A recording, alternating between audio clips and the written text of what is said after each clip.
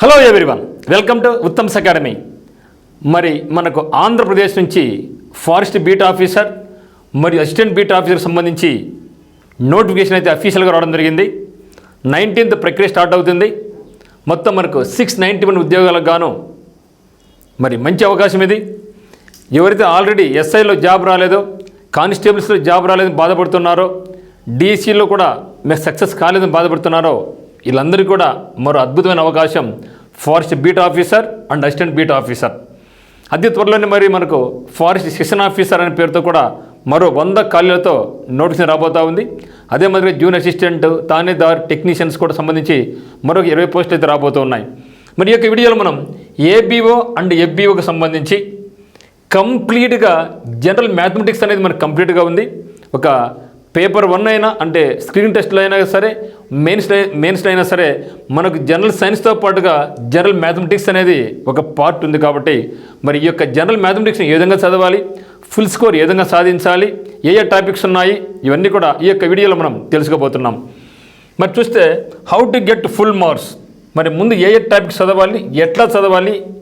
చాలామంది ఏం చేస్తారంటే ఎట్లా చదవాలని అర్థం కాక మధ్య మధ్యలో ఈ చాప్టర్ చదువుతూ ఉంటారు. అట్లా కాకుండా ఏ వేళ చదివితే మనకు సక్సెస్ కాగలం, ప్రిలిమ్స్కు ఏ టాపిక్స్ ఉన్నాయి, మెయిన్స్కి ఏ టాపిక్స్ ఉన్నాయి, మరి ప్రిలిమ్స్తో పాటుగా మెయిన్స్ ఒకేసారి చదవాలా, లేదా ప్రిలిమ్స్ చదివిన తర్వాత మెయిన్స్ చదవాలా అనేది ఇక్కడ మనం చూడబోతున్నాం.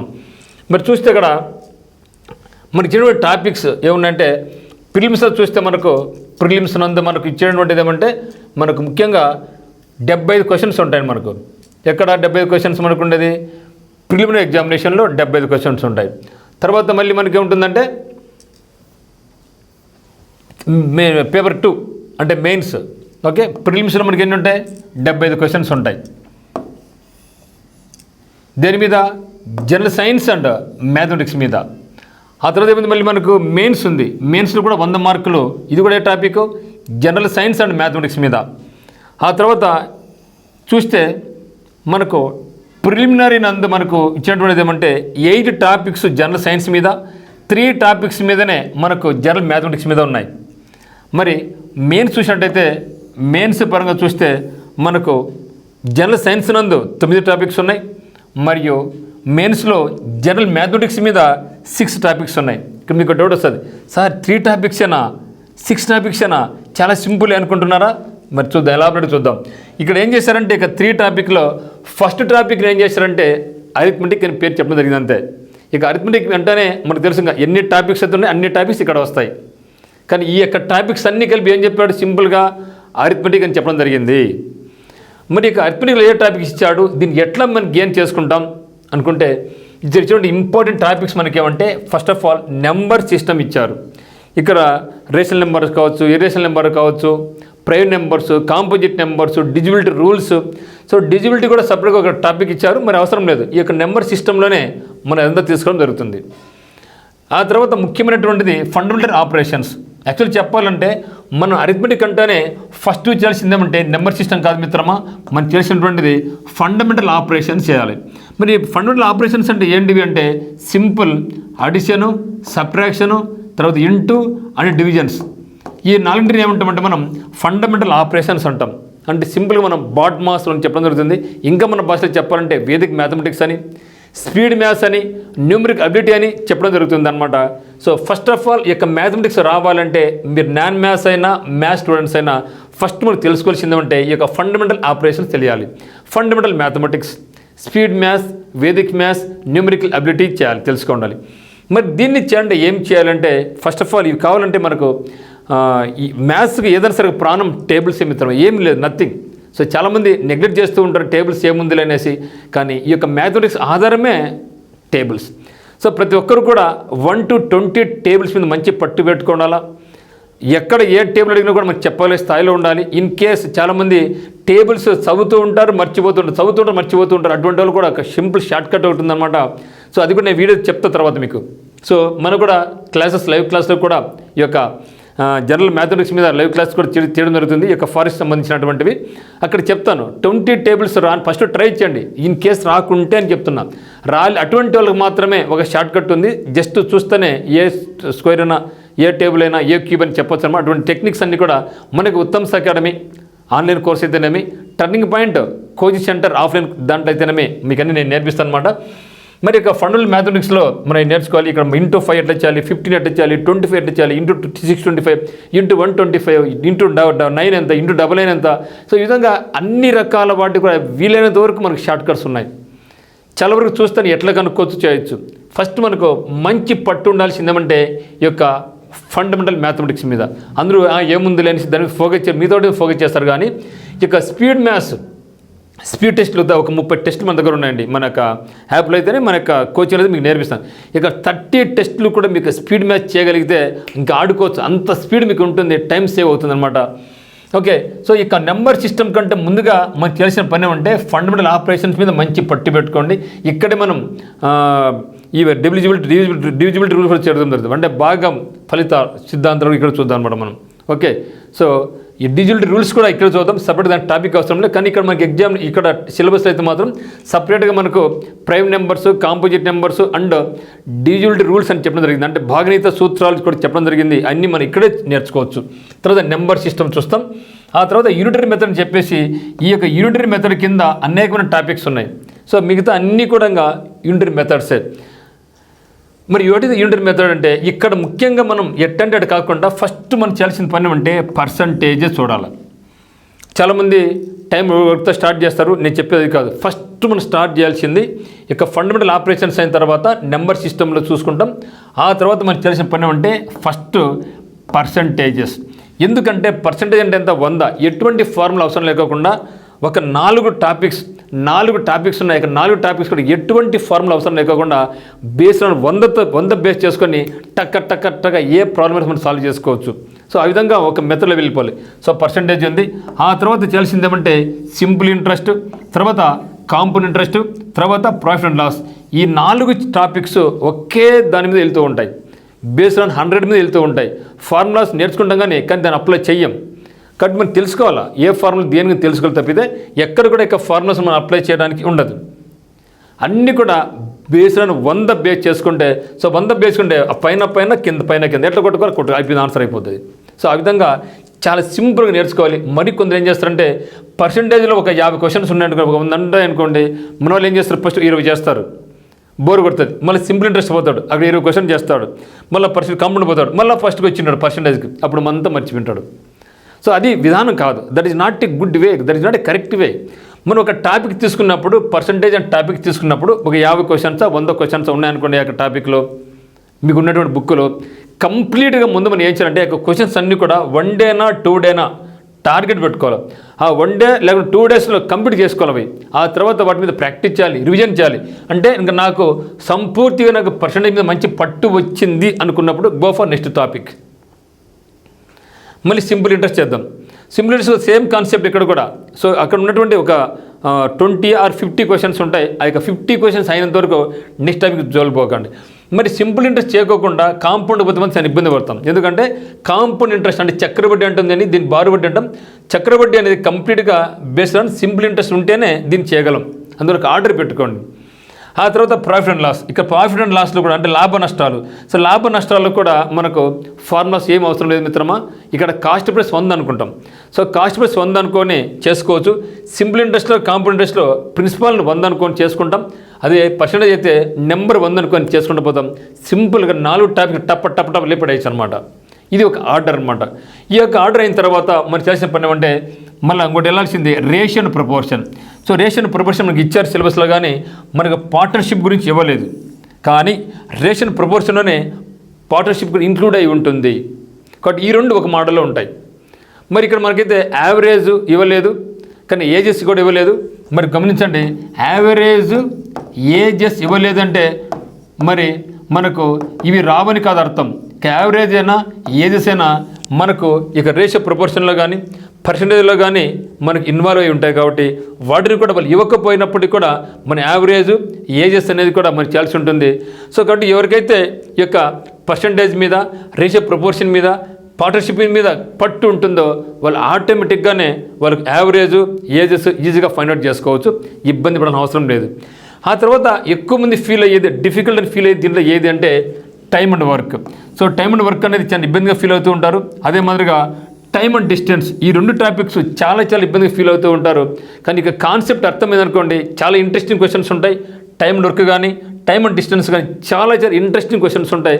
కొన్ని క్వశ్చన్స్ అయితే చూస్తేనే ఆన్సర్ చెప్పవచ్చు అనమాట. సో అటువంటి క్వశ్చన్స్ ఈ యొక్క టైమ్ అండ్ వర్క్లో కానీ, ఈ యొక్క టైమ్ అండ్ వర్క్ మరియు టైమ్ అండ్ డిస్టెన్స్ మనకు ఉన్నాయన్నమాట. ఆ యొక్క కాన్సెప్ట్ నేర్చుకుంటే మాత్రం అద్భుతంగా ఉంటుంది.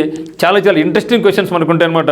మరి యొక్క ఇంట్రెస్టింగ్ క్వశ్చన్స్ మీరు తీసుకుంటే మాత్రం చాలా అద్భుతంగా మనం చేసుకోవచ్చు. ఓకేనా? కాబట్టి time and work and time and distance అనేది ఇది మీరు డిఫికల్ట్ ఫీల్ అయితే అవి డిఫికల్ట్గానే ఉంటాయి. కానీ డిఫికల్ట్ అనుకోకుండా మీరు ఏం చేయాలంటే చాలా సింపుల్ వేలో దానికి కాన్సెప్ట్ నేర్చుకొని, ఇంట్రెస్ట్ పెట్టుకొని, ఒక ప్యాషన్గా నేర్చుకుంటే మాత్రం మనం ఈజీగా దాన్ని చేసుకోవచ్చు అనమాట.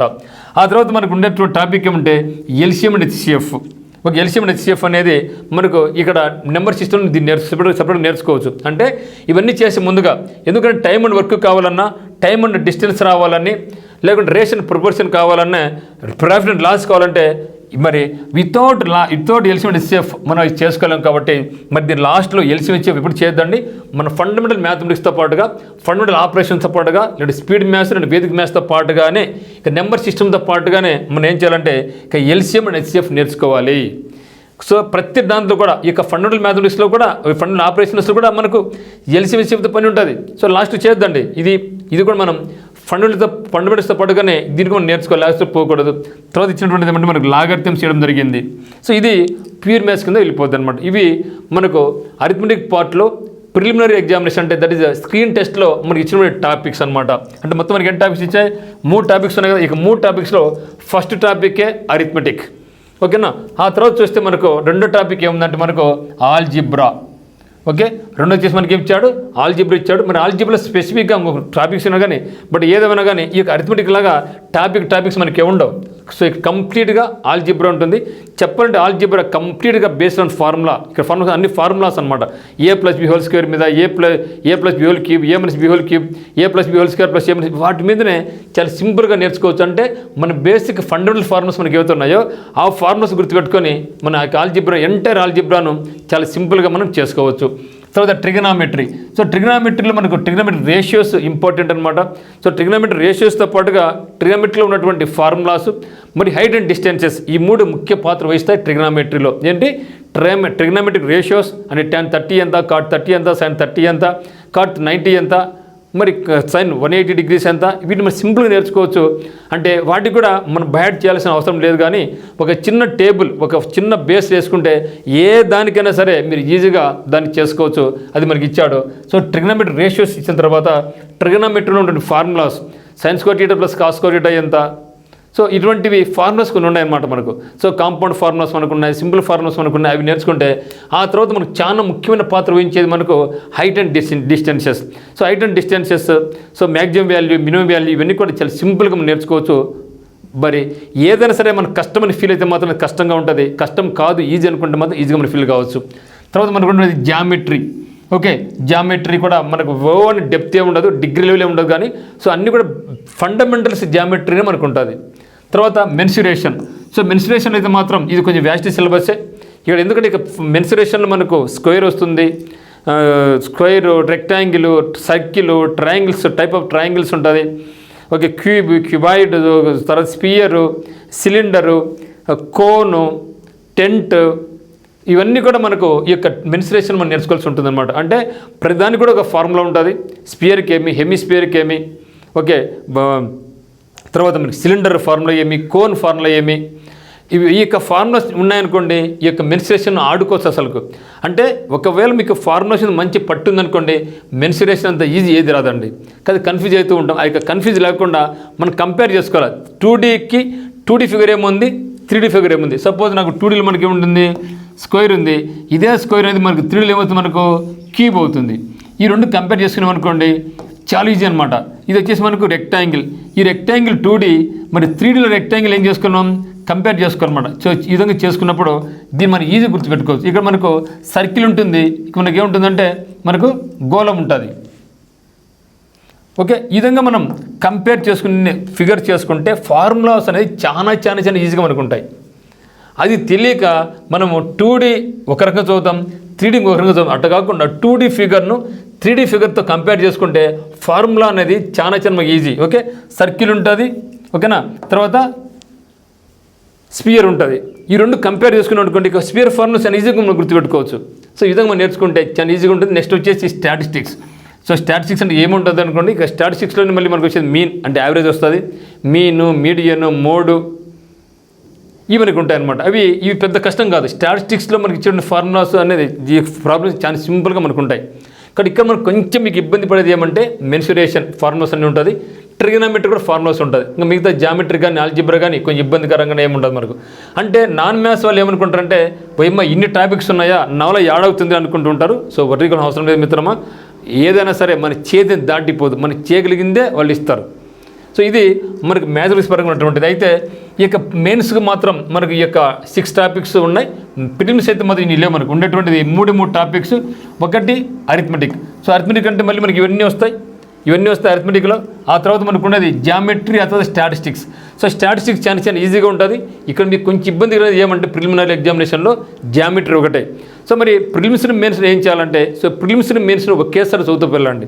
మరి ఎట్లా చదవాలి అంటే ఒకటి గుర్తుపెట్టుకోండి, మనకి ప్రిలిమ్స్ ఏముంది, అరిథమెటిక్ ఉంది, జామెట్రీ ఉంది, స్టాట్ ఉంది. సో మెయిన్స్ మనకి ఉంది ట్రిగనామెట్రీ ఉంది, మెన్సురేషన్ ఉంది, ఆల్జిబ్రా ఉంది. అయితే మనం ఏం చేయాలంటే ఇనిషియల్ స్టేజ్లో మీరు ఆల్జిబ్రా జోలికి పోవద్దు, ట్రిగనామెట్రీ జోలికి పోవద్దు, మెన్సురేషన్ జోలికి పోవద్దు. ఫస్ట్ మనం ఏం చేయాలి, ప్రిలిమ్స్ స్థాయిలో చదువుకోవాలి.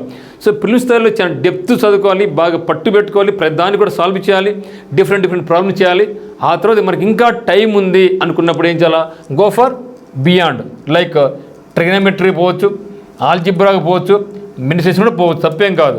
అంటే మనకు టైం బట్టి ఎగ్జామినేషన్ ఎన్ని రోజులు ఇవ్వబోతున్నారు, 60 డేసా, 90 డేసా, 120 డేసా. సో దాన్ని బేస్ చేసుకుని ఒకవేళ తక్కువ టైం ఉందనుకోండి, అప్పుడు ఈ 3 టాపిక్స్ పోతాం. ఎక్కువ టైం ఇచ్చారనుకోండి, ఫస్ట్ ఈ 3 టాపిక్స్ నేర్చుకొని వీటికి బియాండ్ వెళ్ళిపోతాం. ఎందుకంటే ఈ కాంపిటీషన్లో మొత్తం మనకు ఉన్న వేకెన్సీ 691 కాబట్టి ఎవరైతే ఫాస్ట్ ఉంటారో వాళ్ళు. ఇప్పుడు చూసాం మనం రీసెంట్గా జరిగిన కానిస్టేబుల్ ఎగ్జామినేషన్లో మార్కులు ఎంత టాప్లో వచ్చాయి, 140s 150s కూడా వచ్చాయి. చాలామంది, ఒకరిద్దరు కాదు, చాలామందికి వచ్చాయి. అంటే డేస్ ఎక్కువ మనకి కాంపిటీషన్ పెరుగుతుంది అనుకుంటారు. కానీ మనకి ఎక్కువ టైం కావాలా, టైం లేకుండా మాకు ఇబ్బంది అని. కానీ టైం పెరుగుతూ ఉండే కొద్దీ మనలాగానే మిగతా కూడా చదువుతారు కదా, అవునా కదా. సో కాబట్టి అది డేస్ తక్కువ ఉందా, డేస్ ఎక్కువ ఉందని కాదు. కాబట్టి డేస్ ఎక్కువ ఉంటే మనకి సాటిస్ఫాక్షన్ ఉంటుంది తప్పితే కాంపిటీషన్ నువ్వు చదివినట్లే పక్కవాడు కూడా చదువుతాడు, నీ కాంపిటీటర్ కూడా చదువుతారు కదా, వాడు తగ్గిస్తాడు ఏమన్నా. నీకే కస్తున్నప్పుడు అతను గమనం వదిలేస్తాడు. కాబట్టి డేస్ ఎంత ఉండేది ముఖ్యం కాదు, ఆ యొక్క ఇచ్చినటువంటి తక్కువ డేసా ఎక్కువ డేస్లో నేను ఎంత కష్టపడ్డాను, ఎంత అవర్స్ డైలీ స్పెండ్ చేశాను, ఏ విధంగా ప్రాక్టీస్ చేశాను డిపెండ్ ఉంటుంది తప్పితే ఏదో నాకు డేస్ తక్కువ ఇచ్చారు నాకు రాలేదని కాదు. సో మిగతా వాడు కొట్టాడు కదా తక్కువ డేస్ ఇచ్చినా కూడా. మరి చూసాం కానిస్టేబుల్ 3 ఏళ్ళు టైం వచ్చింది. సో మార్కులు ఆడిపోయినాయి, ఆడుకోపోయినాయి అసలు టాప్ అసలు. సో మరి ప్రిలిమ్స్ ఎగ్జామినేషన్ తక్కువ టైంలో పెట్టారు. సో మనకి ఇచ్చిన టైం ఎంత, మనకు 4.5 lakhs అప్లై చేస్తే కేవలం క్వాలిఫైడ్ మాత్రం కేవలం 95,000 మాత్రమే. ఆ తర్వాత రన్నింగ్ చాలామంది రాలిపోయారు, 35,000 మంది 36,000 మంది మిగిలినారు మెయిన్స్ ఎగ్జామినేషన్కి. మరి 35,000 మంది టైం ఎక్కువ ఇచ్చారు కదా, ఏమైంది 35,000 మంది ఎగ్జామ్ రాస్తే 33,000 మంది క్వాలిఫై అయినారు. అంటే రాసిన ప్రతి ఒక్క అభ్యర్థి కూడా పాస్ అయినట్లే కదా, అది అన్నమాట లాజిక్. కాబట్టి ఎక్కువ టైం ఇస్తే లేదు అని బాధపడకండి. ఎక్కువ టైం ఇచ్చినా తక్కువ టైం ఇచ్చినా నీకైనా నాకైనా మన కాంపిటేటర్కైనా సరే సేమ్ అని మీరు భావించండి. అప్పుడైతేనే మనం ముందుకెళ్ళగం. ఎప్పుడు కూడా నెగిటివ్గా పోమాకండి.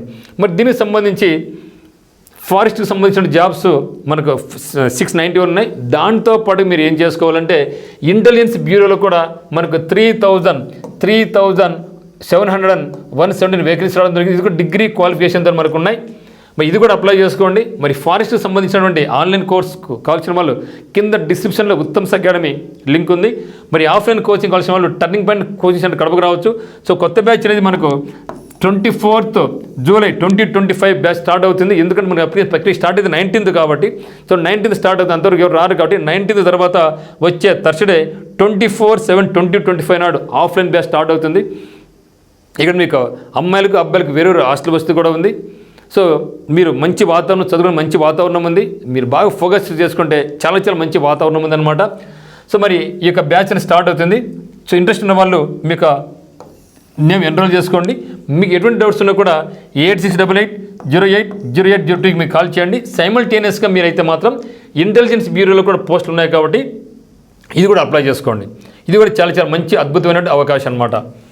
ఇది మిత్రం. మరి ఎవరైనా మీరు ఒకవేళ హాస్టల్ ఫెసిలిటీ కూడా ఉంది కాబట్టి మరి మనకు ఉత్తమ్స్ అకాడమీలో మీరు ఒకవేళ దీనికి ఏపీ ఫారెస్ట్ అయినా ఇంటెలిజెన్స్ బ్యూరో అయినా మరియు ఏపీ హైకోర్టుకు ప్రిపేర్ అవుతున్నట్లయితే కూడా ఏపీ హైకోర్టు వాళ్ళు కూడా స్పెషల్ డిస్కౌంట్లో లాస్ట్ ఆఫర్ అనమాట, ఇది లాస్ట్ ఆఫర్ నడుస్తుందన్నమాట.